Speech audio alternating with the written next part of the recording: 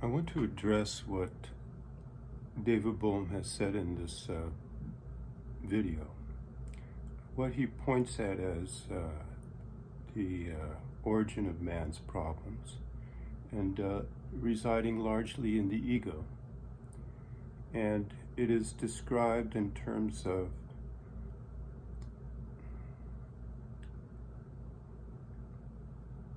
the program, the conditioning, you might say. Krishnamurti has used that word a lot. And he sees that as that we are not able to, or we do not touch the programming and change the programming. That would be somewhat of a software problem, in a sense. And I want to talk about that there's actually a deeper nature to the ego that either David Bohm or Krishnamurti are pointing out.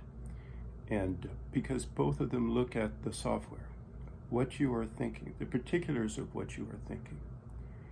And I want to start with what I felt was a very beautiful presentation by David Bohm, a very interesting one, and that does point towards some sort of possible error in the way in which we're thinking. And of course, he sees things as fundamentally an undivided whole. However, he has talked about that you can't reduce everything entirely to a whole, that the parts, the relationship between the parts and the whole are somewhat irreducible. You cannot eliminate them, he has said before. I think he said that in the book Causality and Chance, one of the books he wrote. And fundamental, he said we have to choose, and that he thinks it's fundamentally a whole. But you can't completely eliminate the parts. But one thing I like is that he used to explain to us when we were there at Rockwood, we had that small group that he would come and talk to. And he talked about Piaget, a rather interesting experiment that Piaget had done, the famous psychologist, and where there would be an opening like a door, and there would be a toddler on one end, or a small child, and hidden behind one side, let's say it was the right side, there would be the experimenter, and he would roll a ball across the opening. And the young child, he said, would first, the very young child, would go to the right, because he considered it a phenomena, and he would go to where the origin of the phenomena to find the ball. And he said later, child realizes that the ball is a relatively stable object, and he would learn to look to the left where the ball had gone, and of course that's where he would actually find the ball. So it's reinforced. And so David Bohm went on to say, you see, we see ourselves as an object as well, and one object amongst the many, and we go on to name ourselves, and but that the fundamental error might be seeing ourselves as a separate object in the first place. The origin, they would kind of place it as the origin of this sense of isolation, loneliness, conflict, etc. Krishnamurti would go into great detail about the problems of man. And then he, in this video, he doesn't mention this, but it kind of comes together at the end. He says that he points out what was anger, and he says take the case of anger. He said it's just the program. First of all, I might add that, you talked about flattery, someone flatters you. Well, we have a certain image of ourselves, and we have, if someone comes along and say, you're not very bright, or you're not very good looking, or you're not this or that or the other thing, and we kind of see ourselves as being, modestly bright, perhaps, or whatever, and we get hurt. Now, my first comment is that this isn't necessarily wrong to get hurt by it. Because after all, how people see us, whether we are bright or not, can determine a lot about our success, our future success. At least we think that. And it's not entirely wrong. So here we have these feelings. You know, if we're flattered, he takes the case of flattery. If we're flattered, we accept those ideas. We're happy to embrace that. But now he does something rather interesting. He says, so we get angry, perhaps, if we're not flattered or looked at in the wrong way. And he says that we then look, that we don't see the programming. Now, I'm a little surprised by this, because of course we see the thought that someone has projected that we're not too bright or whatever. And we see that. We have the image that we were, not going to have a problem in life because of that, that we didn't see ourselves that way. And then he says this is the programming. But he mentions that we don't see, it's funny that he doesn't mention the thoughts. He just says we can't see that programming. What he mentions is that we can see the feelings that these are generated by. Now, I thought that was really odd, because both Krishnamurti and David Bohm point out a lot about what the thoughts are, and even the thing with Piaget is pointing out how we see it, the particulars of our thinking.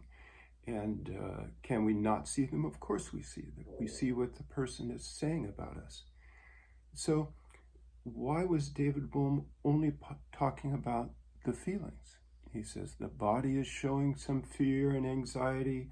You're having feelings. Why is he not pointing out the thought as well? Well, the next thing he says, you see, is that we look at ourselves and we say, I am experiencing anger, was his example. And that is a problem, you see. These feelings are a problem. And now, like I'm saying, it may actually be somewhat reasonable to be upset by the possibility of what that could mean in your life, if not just if you are stupid, but if people see you that way. So this is not a real, unreal, imaginary situation. Sure, you don't know exactly how life is going to go. There's a lot of people who aren't the brightest in the world who are doing great in life, have good relationships, etc. So it's not a given. It's not a fact. You are projecting.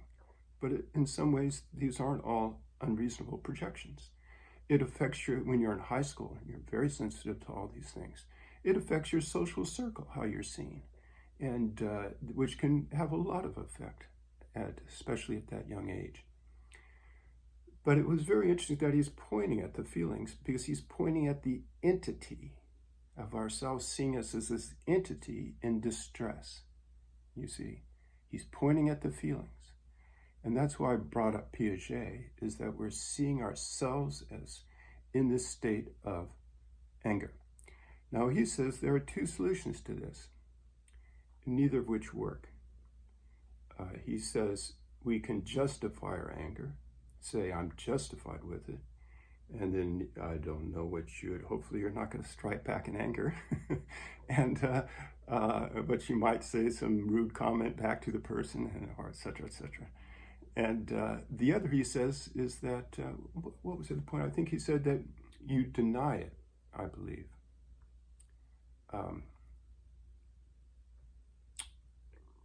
I believe that was his other point. Or that you shouldn't be angry, is actually what he said. And he said, so then you have two programs. You have one programming saying that you are generating this anger, and you have another programming say, I shouldn't be angry. And he says these are in conflict with each other, and it goes nowhere because you have both of them. And he says what you have to see is the program. and really just that is a program. Now, this is somewhat in line with the way, because I meditated a great deal in my late teens and early 20s, inspired largely out of Krishnamurti and experiences I had had previous to that in childhood and so forth. And so I would meditate, quite a bit, and was always pondering over these things he had said. And when I would meditate, the following would happen. This is when I would meditate in my late teens and early 20s. I would see the thought, I would see the feeling, and when you fully listen to it, look at it, it would all drop away.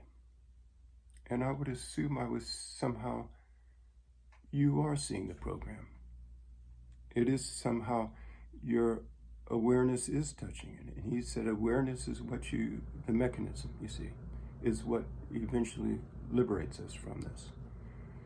And so that's the way the stories seem to go. With me, that I must be seeing, that I am seeing the thoughts and feelings. But what actually ends it, and these could be real problems.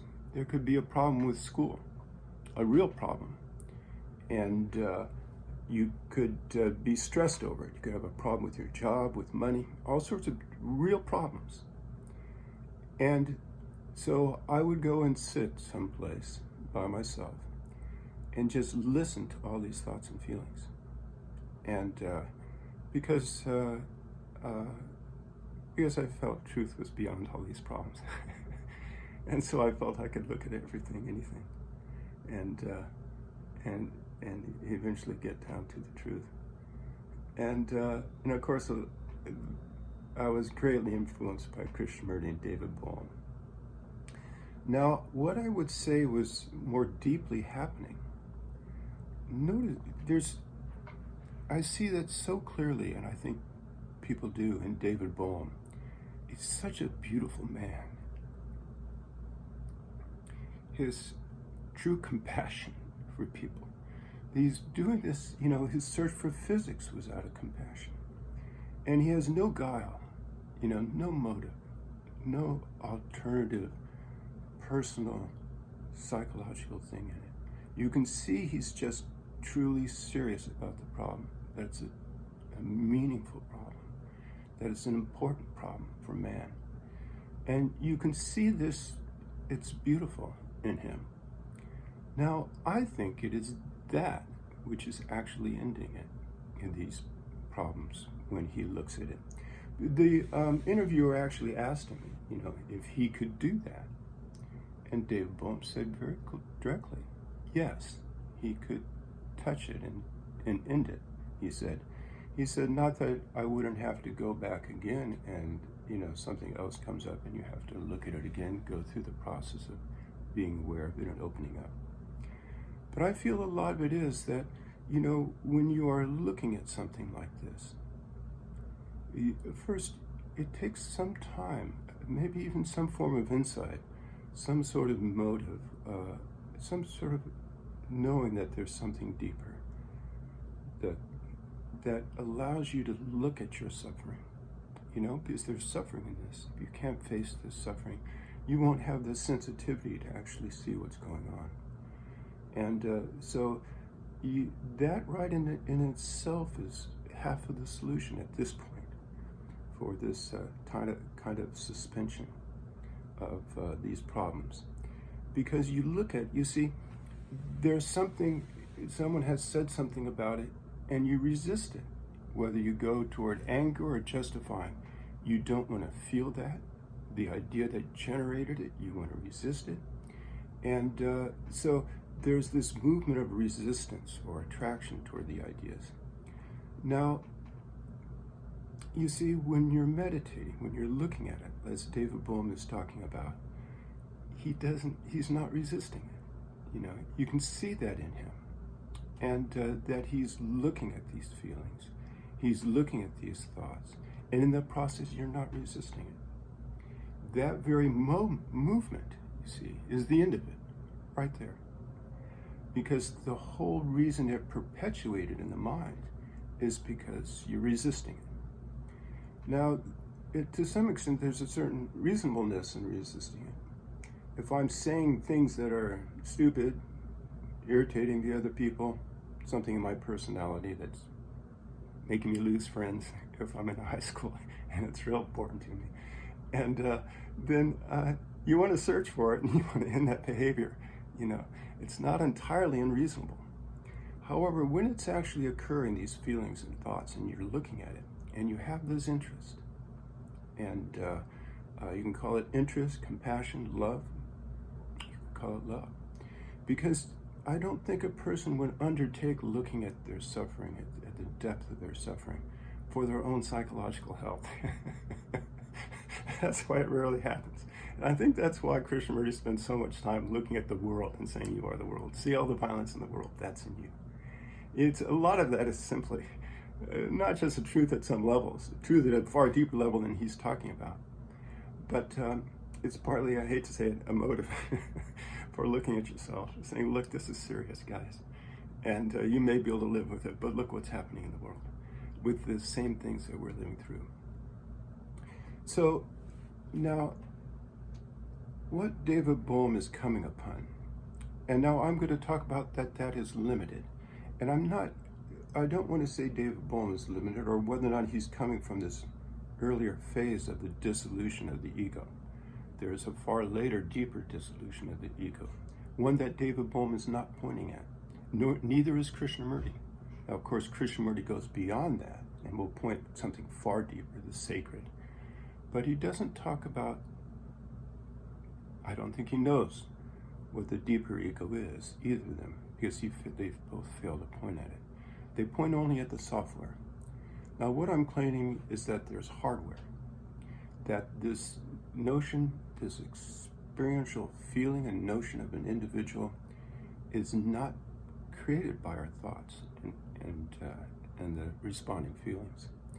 It's actually created by a deeper structure in the brain that does indeed produce a relatively independent, stable, I don't want to call it entity, but this phenomena of the ego. And it's not a software creation, it's a hardware creation. And that's going to take a little bit of an explanation. You don't see that until it dissolves. And even then, virtually no one is seeing it. And the reason for that is the depth at which it happens.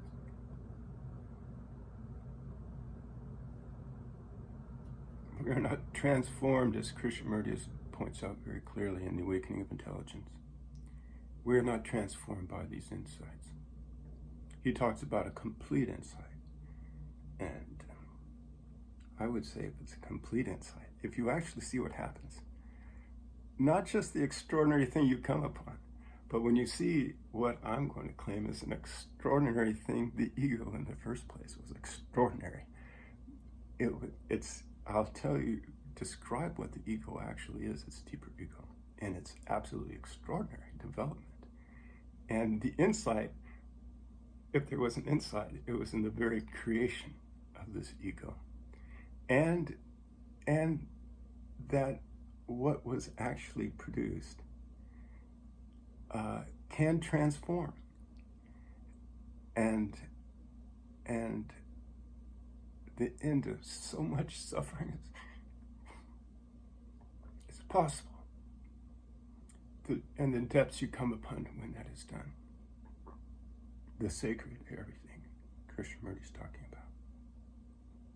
So this hardware then is producing a relatively stable object like the ball.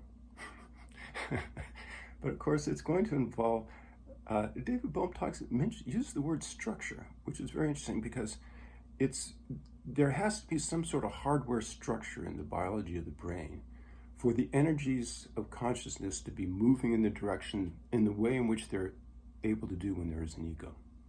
It is the movement of these energies in that direction that is able to produce a relatively stable sense of self, of an individual behind the thoughts and feelings, the one doing the actions, the one having the feelings, you see. And see, because that's what David Bohm describes as the problem when there's anger. It's not just the anger, that's why he points at the feelings, but that you look at yourself and saying, I am a human being in anger, suffering.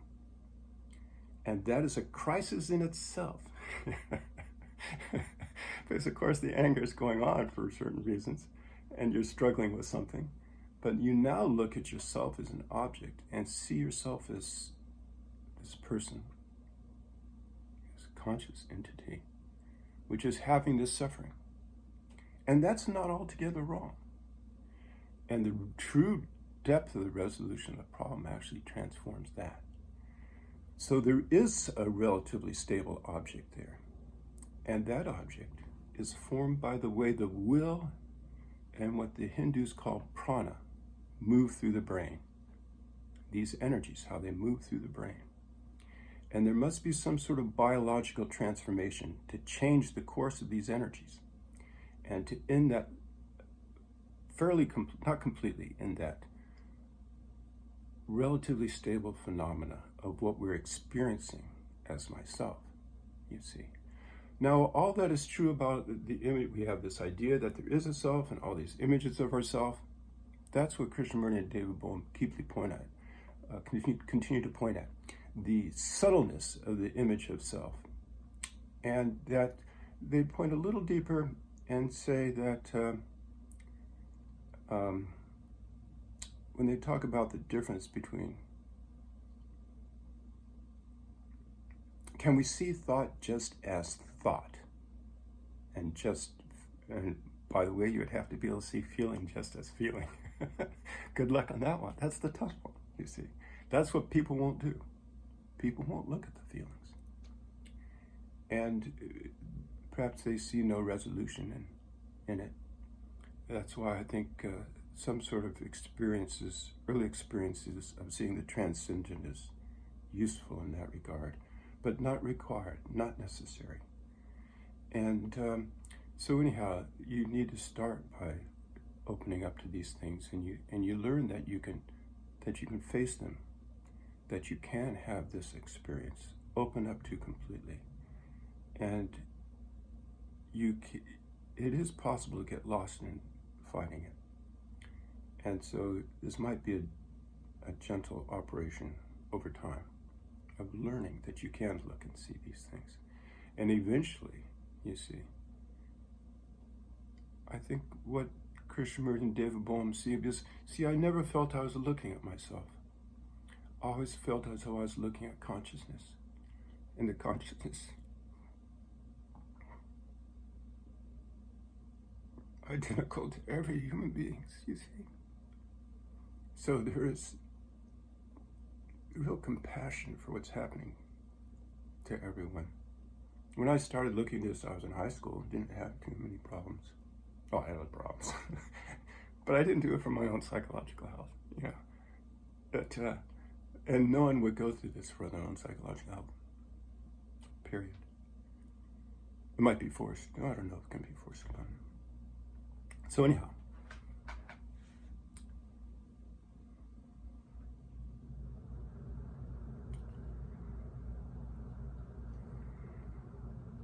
so this relatively stable ego is actually because the way the will is able, now think of the will as an energy. I think in the West, we always think about the question of free will. That's beyond me. I won't address free will, whether or not it's free. I don't even know. And but as an energy, behind you, one of the big things it is the energy behind your attention. Where you're going to place your attention. What are you attending to? What are you looking at? What are you thinking about? And this is able to bind with thoughts. there are a set of intentions. You know, we have a view of ourselves, and we're not always aware of it. We have a view of how to behave around people, you see, right? If I'm too open, I get myself hurt. If I'm too closed off, I can't build relationship. If I'm happy and go lucky, people are happy around me, etc., etc., etc. And but these are relatively stable thoughts. Our intentions, they're mostly in the subconscious, but the will is behind it, keeping this energy is behind and keeping these relatively stable. And so it's easy to blame the software, what you are thinking, that you think you're an individual. This is what Krishnamurti pointing at. And Krishnamurti, for example, clearly is going beyond this. I just think he's not pointing at the deeper aspect. And no one is pointing at the deeper aspect. They're pointing at what goes on beyond.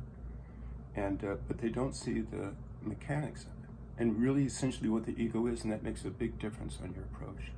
For one, the ego is not an illusion. It's not a mistake.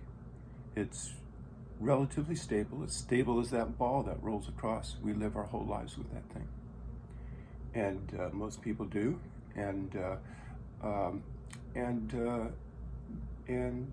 so anyhow, this binding between will and thought happens in a way, now, I don't know the exact way in which this is working.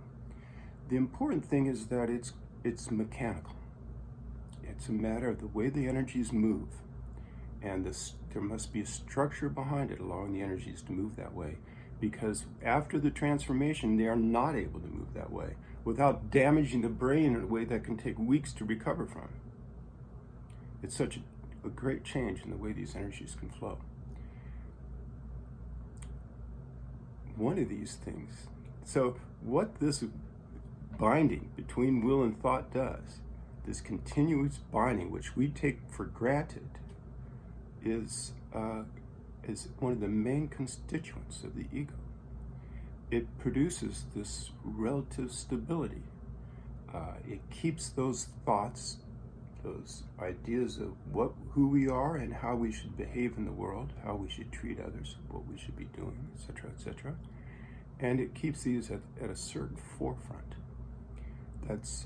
And it does produce this stability. It does a whole lot more. This will and this energy is what's transformed. It's partly the will you see is going to pull out of this. It's not going to have this quite as stable. This view you have yourself is to become very pliable.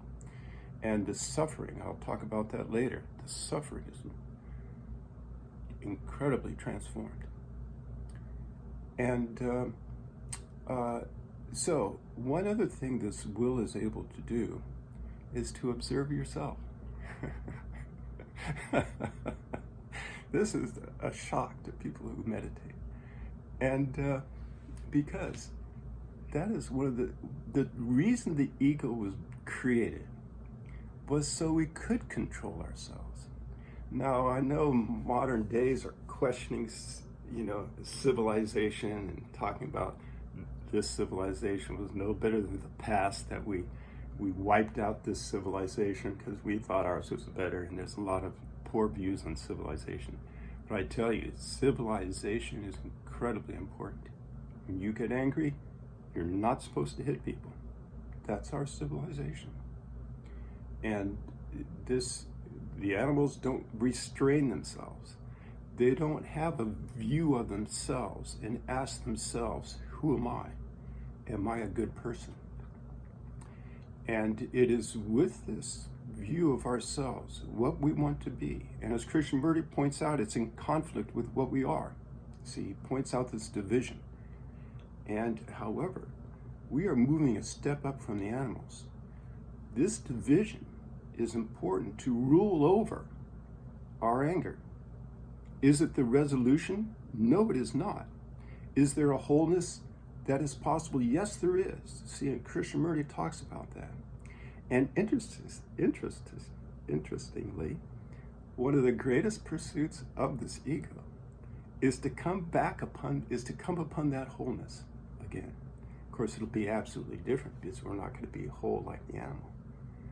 And but this was necessary to have this division.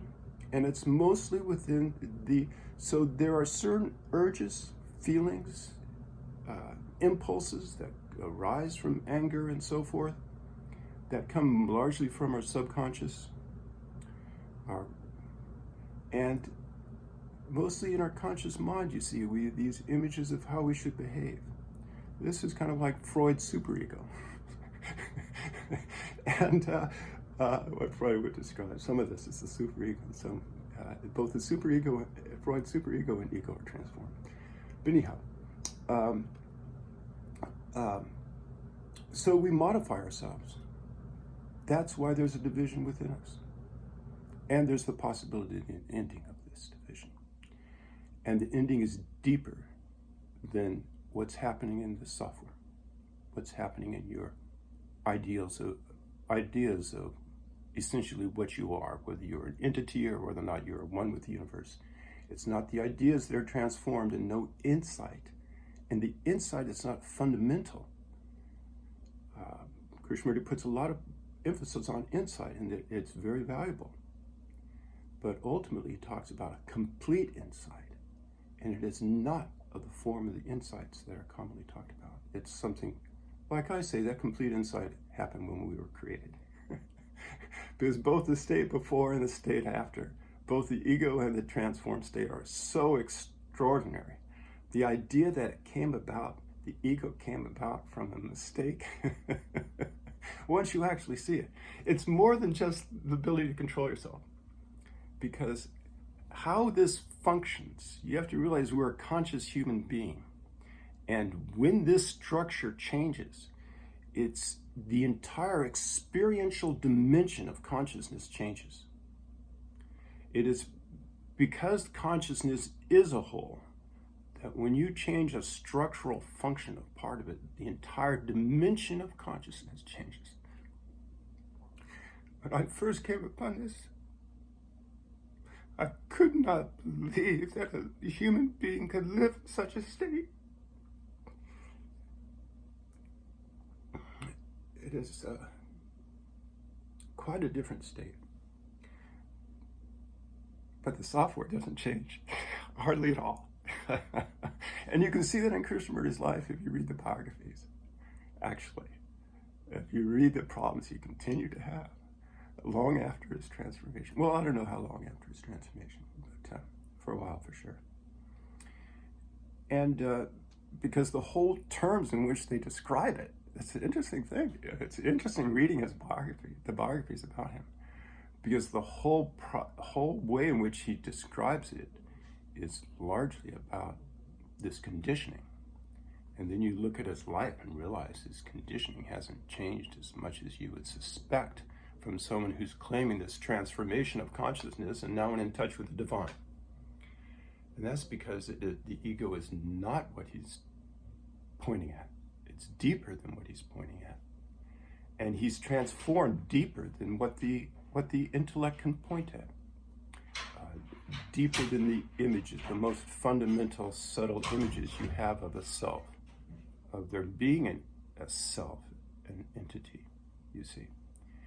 And so a lot of this has to do with the way in which the will is able to function through consciousness. It splits itself quite literally and is able to bind with some collection of thoughts. And even it appears to observe others. And this will be, I don't want to go into that complication of how this happens, but there actually never was the ability to see yourself, technically. And but I don't want to go into that. It's too technical and it will sound like it's so mechanical that I can go into that later if someone asks me. But the very ability to observe yourself is eliminated. Then there is a singular movement of the will from the conscious through the unconscious. And being conscious, you know it, but you do not have that objective seeing, that ability to watch it, the ability to be aware of it. You are aware of it because it is nonetheless consciousness, but you cannot watch it because there is not this stable intention to raise those particular thoughts and feelings up in consciousness and give the appearance that you are watching it when actually there's just one thought following after another. But anyhow, there is this sense, the stability of feeling like you are observing yourself comes from the stability of the will's binding to the intention to observe. And so the collection of these intentions, these thoughts, and the will's binding to them gives a relative stability and the sense that we are observing. And of course, there are thoughts coming up and feelings, and we are aware of them because it is consciousness. But the sense of observing them, well, see, I'm explaining it after all. The sense of observing them comes from the ability of thought to bind with, the will to bind with these thoughts. Now, this comes about absolutely naturally. It's a biological arrangement which allows the energies to flow through part of consciousness, the energy of the will, and not through the rest. Oh, well, anyhow, it's able to function in semi-separate sense from the totality of everything coming up from the subconscious. In particular, anyhow, I won't go into the fine details. It's not necessary. The important thing is to see that it is a structure is going to transform. And I do believe very strongly that this transformation might take place after a lot of what David Bohm is talking about. However, because it's deeper, there's a deeper movement. It is not necessary to have this enormous sensitive intellect of David Bohm's, you see. Some people raise the question, if David Bohm's enormous genius is not able to have this transformation, who is? You see. What level of insight are we talking about? And in fact, I remember someone walking up to David Bohm, this woman who was not too bright. And she knew she wasn't too bright. And so she asked David Bohm, what about someone who's, not too bright? And David Bohm answered, you have to inquire into why you're not intelligent. Now, there's something good about that. I mean, it's something, of course, that's true about that. We have to inquire what's making us, what's not allowing our intelligence to operate. And however, I felt kind of like something wasn't right, especially this woman. She wasn't too bright. No matter what she does, she's not going to become a David Bohm. But it has so much more to do with openness, to being able to, Christians talk about acceptance. And of course, Krishnamurti takes every word everyone uses and takes it in the worst sense. But a lot of this acceptance is looking at things without the interaction of the will. And without the will moving it for or against, you see. Resistance and attraction, which is what we're so filled with. The essence of desire, you see. And other people using other terms. And without all these great insights of Krishnamurti and David Bohm, well, I don't know how to put it, they're making progress. They are moving, and these people actually, some of them do transform. So anyhow, I just wanted to make that point, that you don't have to have this enormous sensitive insight that Krishnamurti and David Bohm talk about, particularly David Bohm talks about. Krishnamurti less so. And a lot of this, of what is being practiced these days, is coming out of David Bohm, not Krishnamurti. This inquiry. Well, Krishnamurti talks a lot about inquiry. Okay, there's one other aspect that is even more important to this formation of the ego, and that has to do with what the Hindus are calling prana. And so this is not going to be able to be seen until the transformation. But it's important to point it out anyhow, because it's at the crux of the transformation. Both the change in the will, there's other changes in the way in which the will can function.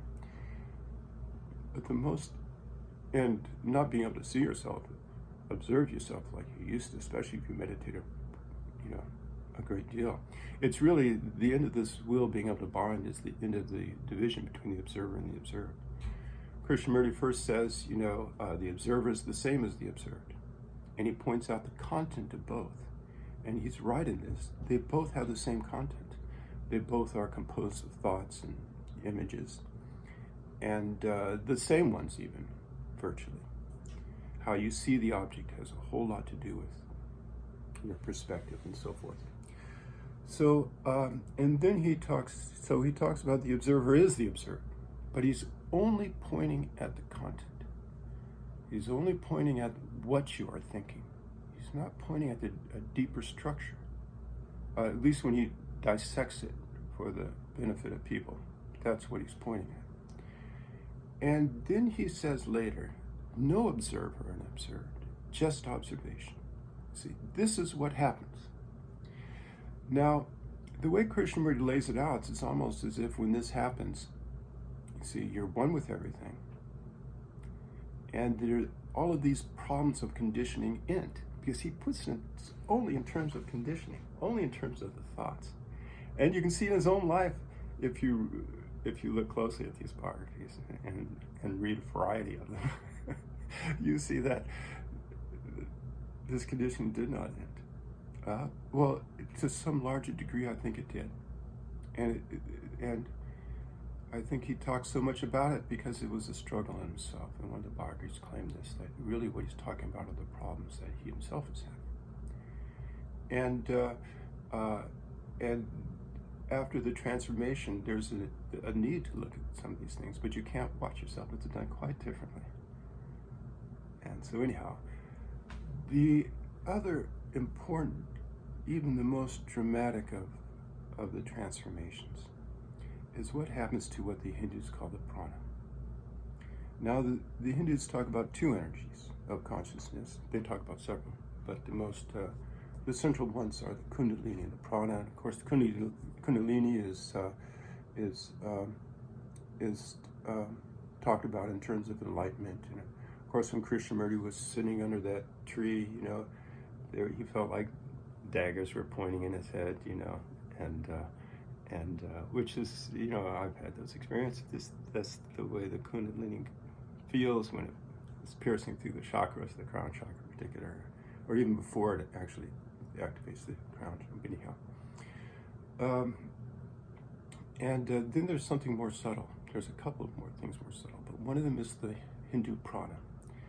Now, I read a Hindu said once, and I've done very little reading and don't remember who it is, that the prana is actually more associated with the enlightenment than the Kundalini. And because the prana is what feels intimate, whereas the Kundalini feels like some virtually exterior energy running through your body, having enormous effects on your consciousness. But it's almost like, it's just this energy happening to you. Whereas the prana, because of its enormous sense of intimacy, it's almost like, I would almost describe it like your spirit, like your soul, your spirit. It's so intimate. And it's in a sense, when the prana moves, it's as if your deepest self is moving. And it happened rather dramatically for me. There was, there's that book, The Cloud Among Knowing. And this actually, and they get these ideas because they're actually physical experiences, I think. And it certainly worked just like that. This cloud of energy descended down over me from above me. And I don't know if I would say that was the prana itself. No, I felt the movement of the prana later. But it had to be somehow associated with the transformation. And it brought me down into my stomach, where I actually felt like my head was sitting up above me. And of course, my vision's coming through the eyeballs. But I experienced the whole thing down in my stomach. And later, and at this time, you see, thoughts and feelings mattered not to me in the least. Whatever you're thinking and feeling. The transformation ends the intimacy of thought and feeling to a large degree. Now, if I say that it ends the intimacy of feelings, a lot of people would be horrified about this, because the feelings are what people experience as being most intimate in many ways. The most intimate aspects of their life, how they're feeling. And it turns out that feelings are rather superficial, just like thoughts. And the intimacy doesn't end. But where it goes is a bit of a mystery. One person said it comes into itself. I forgot, someone from the Middle East, I think it was, said intimacy rests in itself. I do very little reading. I just read that one paragraph. I didn't read any more from what he had to say. But it sounds, it fits the experience to some degree. I can't say that that's true. But something deeper opens up that definitely is more intimate and far deeper than thought and feeling. And something beyond that. And which I'll mention in a minute, both of them. I could physically feel this energy pulling out of the brain. And when it does, it's as if the brain is an animal that's dying. It's really, there's another way to explain it, the experience. It's as if it's dying, because the very life and intimacy is coming out of thought and feeling, coming literally out of the brain and nervous system. You see, they say the Kundalini is dormant at the spine. I'm not aware of anyone, and of course I haven't read much, so I'm not of anyone who's ever said where the prana resides. And I'm going to say very clearly, the prana is embedded throughout the entire cycle nervous system. It's embedded. It never varies. This is a physical thing that is deeper than anything you're thinking and feeling. The variability for this energy of prana to bind, I was using bind, which isn't a good word. I only read one other person who mentioned it and didn't see the significance of it. Bonded. It's so unvarying. And it's this bond between the prana and the thought, feeling, and the entire nervous system. It never varies, so people are totally unaware of it. Totally unaware of how it affects consciousness. This is the prana in thought and feeling. It's one of those things that are absolutely extraordinary about the ego. Because it creates this intimacy. I am my thought and feeling. Every movie ever written is about your feeling. Or about the will. American movie is about the will. Don't care about one's feeling. Do what's right. Kill whoever you need to.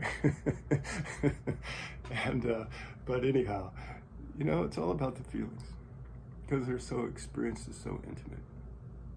And all the beautiful stories, falling in love, all of that, you see, feelings, and this enormous intimacy they have in us. And that transforms, and it might sound bad. In a way, though, you become so open, so human after the transformation, and that there's actually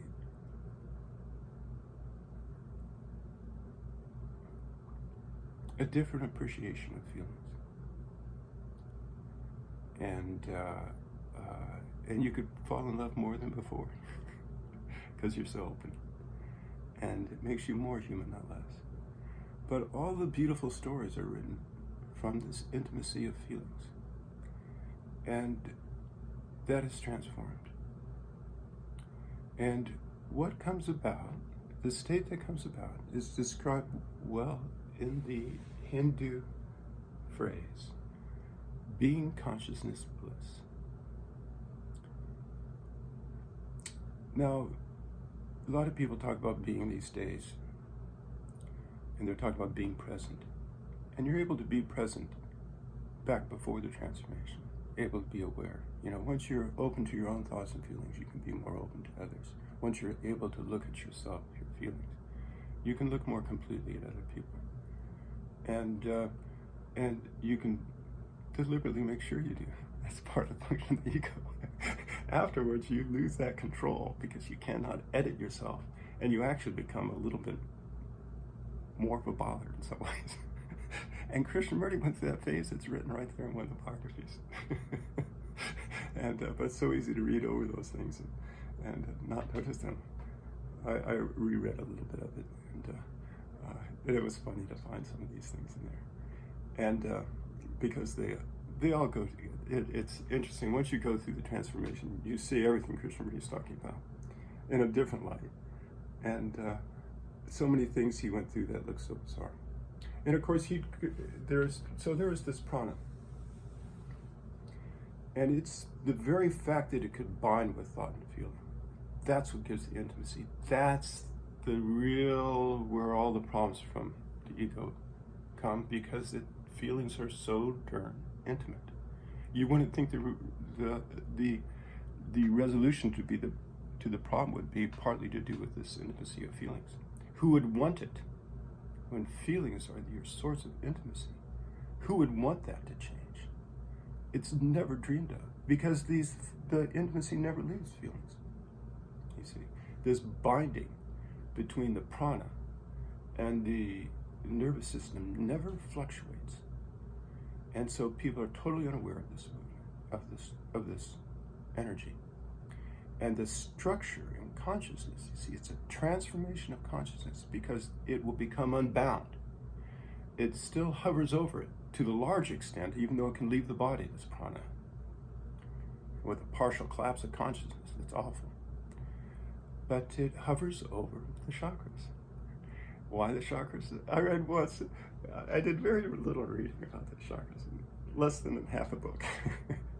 This one guy was talking about the nerves endings and the chakras. You know, each chakra seems to correspond to a group of nerve endings or some sort of hormonal, some sort of, biological entity that releases hormones or something. And I thought, oh, that's ridiculous, trying to tie this cloud-like energy into those. But it turns out he was quite right in pointing this out. And this is very interesting, because the prana, these chakras open up and the prana balances of the chakras. There's an opening at each of these places. And what it actually is, because of the body's nervous system connection to the brain, when you open up all these chakras, you're opening up the whole of human consciousness. They say, you see, the will resides down in the gut. And when that opens up, there's a real transformation there.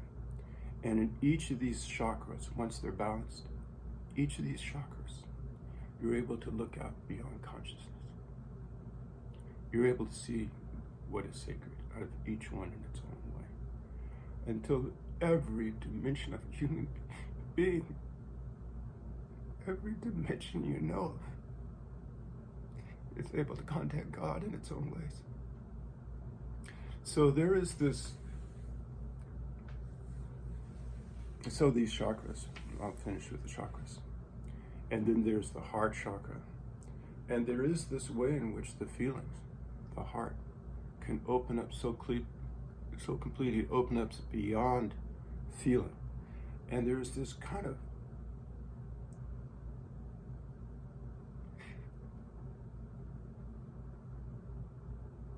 I can only say a beautiful love of God that has nothing to do with your images of God, nothing to do with the psychological person.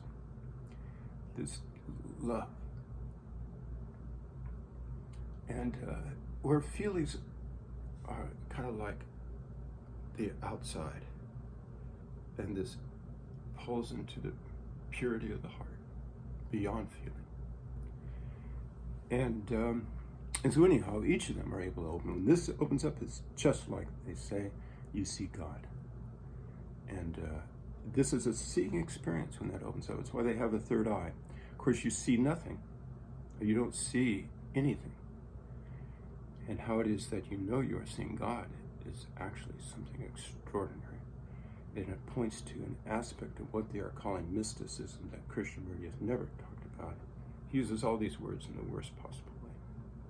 But there is a knowing You know you see God without seeing any evidence, you see. But it is a pure seeing of this transcendent, sacred. Use Krishnamurti's words because he doesn't like the word God. These days, no one does. A lot of people don't. And not in the West, anyhow. So anyhow, and then there's the crown chakra, which, as they say, more balances out all the others. But when the crown chakra is open, then there's the real being that the Hindus are talking about.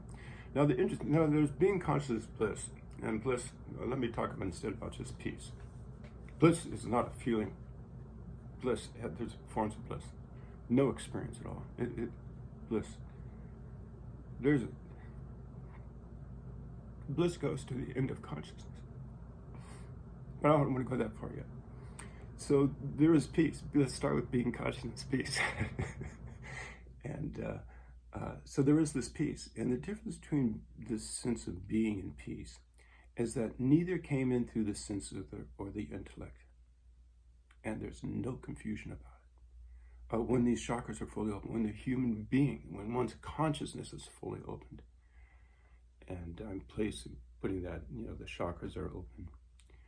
And so through all the chakras, they have their own unique way of contacting the divine. The whole human being is capable of opening up to that which is beyond consciousness, and which is a marvel. And in fact, where is it people feel the most anxiety? It's at their deepest point. They are afraid of themselves. They can't look at their thought and feelings. The innermost point where all the intimacy is where they are most afraid of looking. And this peace, this transformation happens at the depths.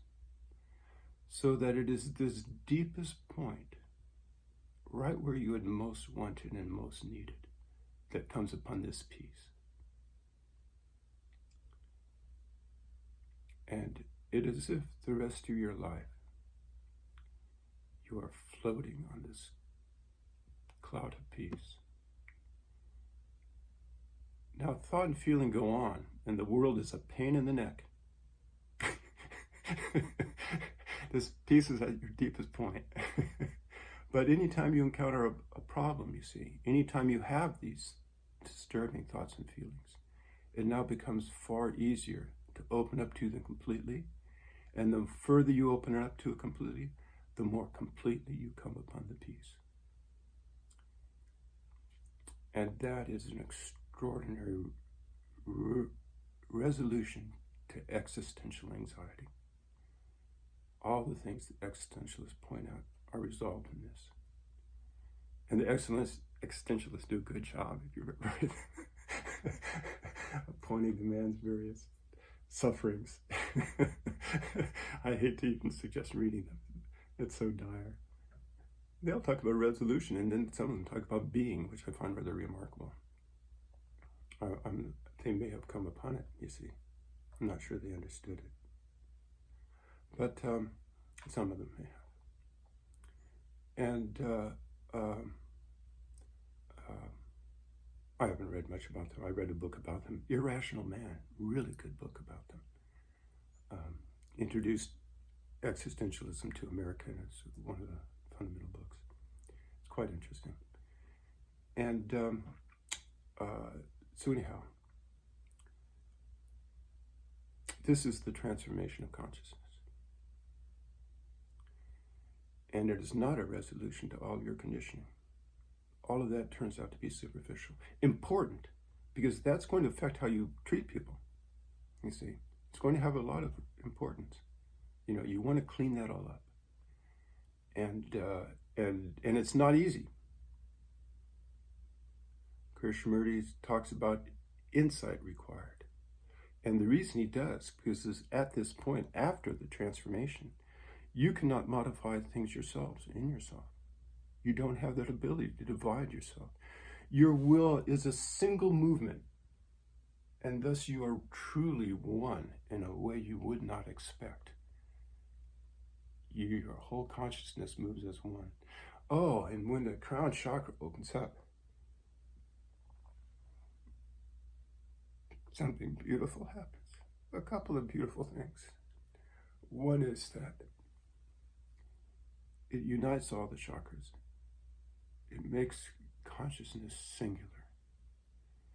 And then when you look out at the world,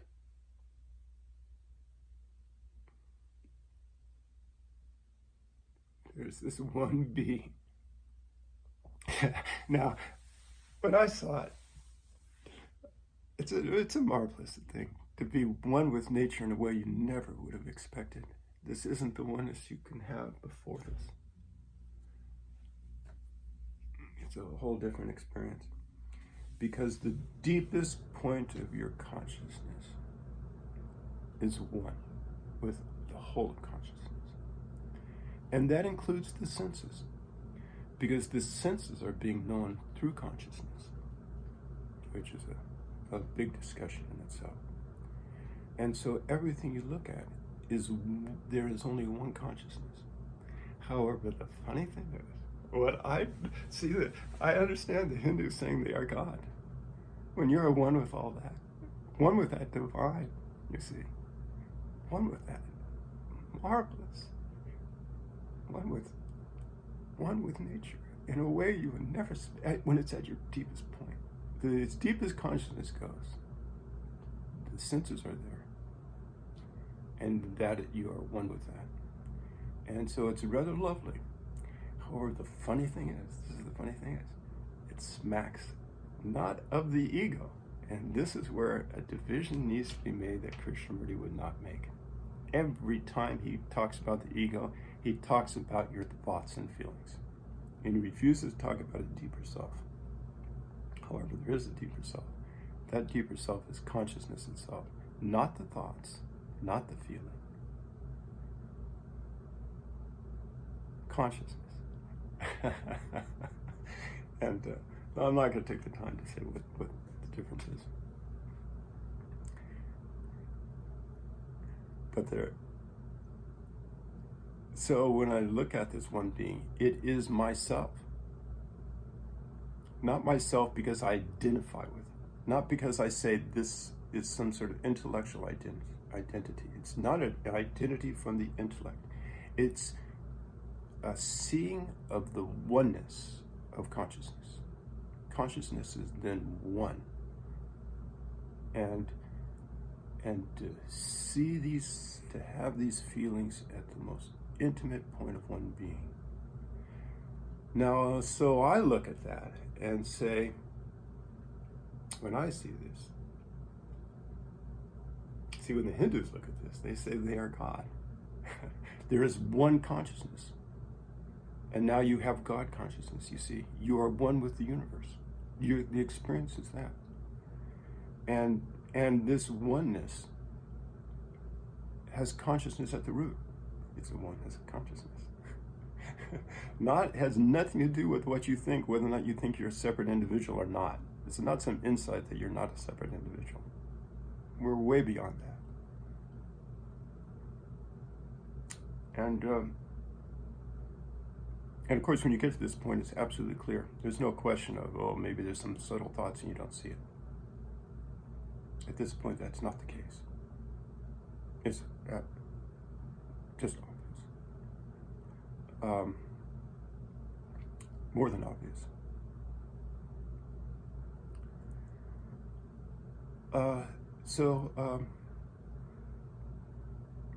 But you see, I'm looking at it from a Western point of view. One consciousness, not one universe with consciousness behind it. There is something behind it, the universe, this word, intelligence. But this hasn't gotten there yet. But of course, people that have gotten this far have I would imagine, have almost always seen what's beyond consciousness. This is still consciousness. It's a consciousness in union and in oneness. And it's a beautiful state. It still has the problems of conditioning.